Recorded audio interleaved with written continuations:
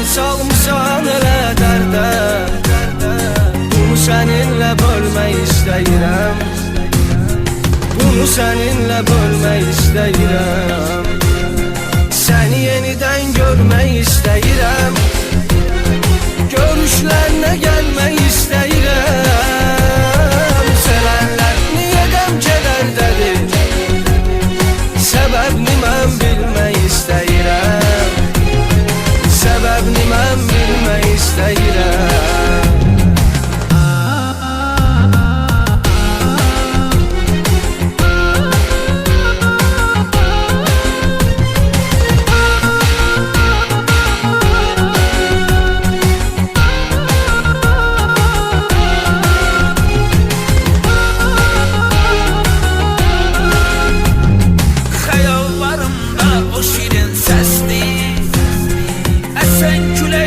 Nəfəsimi kəsdi, sənsiz həyat bəsdi mənə, bəsdi, bəsdi.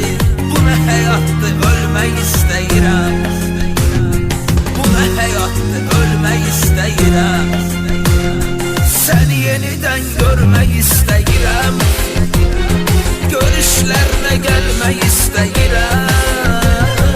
Sevənlər niyə qəm kədərdədir, səbəbini mən bilmək istəyirəm, səbəbini mən bilmək istəyirəm.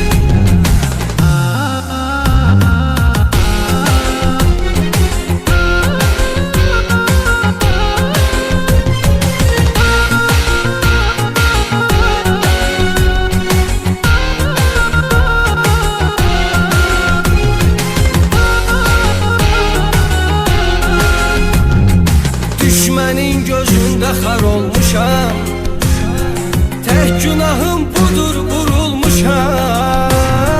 Bu yol çətin yoldur, yorulmuşam, dayanıb dincəlmək istəyirəm, dayanıb dincəlmək istəyirəm.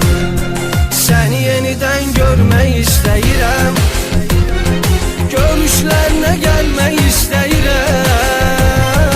Sevənlər niyə qəm kədərdədir, səbəbini mən bilmək istəyirəm, səbəbini mən bilmək istəyirəm. Səni yenidən görmək istəyirəm, görüşlərinə gəlmək istəyirəm.